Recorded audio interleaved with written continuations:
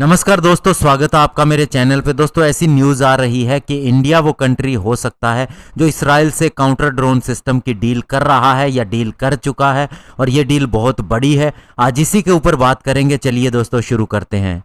तो दोस्तों, Israeli aerospace industry ने घोषणा की है कि इसने काफ़ी बड़ी संख्या के अंदर counter UAV drone guard system बेचे हैं एक साउथ एशियन कंट्री को। और ये भी बताया गया है कि ये डील इसी महीने की शुरुआत के अंदर हुई है, जो मिलियंस ऑफ डॉलर की है। इसराइली कंपनी ने कोई भी कस्टमर को आइडेंटिफाई नहीं किया है, यानी कि दोस्तों अब कयास ही लगाए जा रहे हैं कि कौन सी ये साउथ एशियन कंट्री हो सकती है जिसने इस सिस्टम को एक्वायर किया है। और दोस्तों, कंपनी के सूत्रों से जो पता चला है वो ये है कि कंपनी इसके बारे में ज़्यादा डिस्कस नहीं कर सकती, केवल कुछ एक प्रक्रिया के बारे में ही बात कर सकती है। ये टेक्नोलॉजी क्या है और इसके बारे में कौन सी कंट्री के साथ में डील हुई है, इसका अभी तक कोई भी खुलासा नहीं किया जा सकता। और उनके द्वारा केवल इतना ही कहा जा रहा है कि खतरा बहुत बड़ा है, इसीलिए हमारे पास इसका सारा सॉल्यूशन है। लॉन्ग रेंज के हमारे पास ड्रोन्स हैं जो प्रोवाइड किए जा रहे हैं, और ये एक्सटेंडेड रेंज कैपेबिलिटी के साथ में दिए जा रहे हैं। अब दोस्तों, अगर हम इस कंट्री के बारे में आइडिया लगाएं तो साउथ एशिया के अंदर जो कंट्रीज आती हैं उनमें अफगानिस्तान, बांग्लादेश, भूटान, नेपाल, पाकिस्तान, श्रीलंका, मालदीव और इंडिया आते हैं। और इसराइल की जहां तक डिप्लोमेटिक रिलेशन की बात है तो अफगानिस्तान, बांग्लादेश और पाकिस्तान के साथ में इसके रिलेशन सही नहीं है, या कहें कि ज़्यादा रिलेशन नहीं है।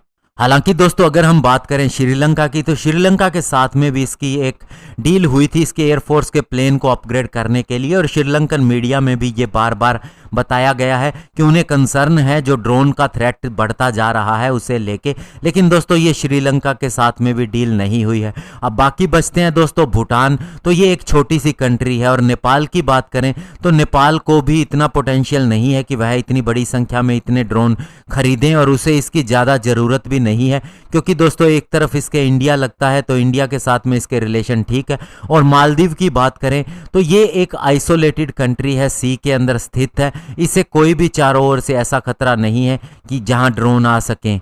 तो ऐसे में दोस्तों केवल एक ही कंट्री बचती है, और वो है इंडिया, जिसे इसकी ज़रूरत भी है और साथ ही वह ऐसी डील करती भी आ रही है। 2017 की बात करें तो इसराइली एरोस्पेस इंडस्ट्री के साथ में लगभग $2 बिलियन की डील्स हो चुकी हैं। 2020 में भी जब डेफ एक्सपो हुआ था इंडिया में, तो ये कंपनी इंडिया के साथ में ड्रोन गार्ड सिस्टम को लेकर डिस्कशन कर चुकी है। और अभी जो ऑनलाइन डिस्कशन भी चल रही हैं उसमें यही आइडिया लगाया जा रहा है कि ये ड्रोन सिस्टम इंडिया को बेचे गए हैं।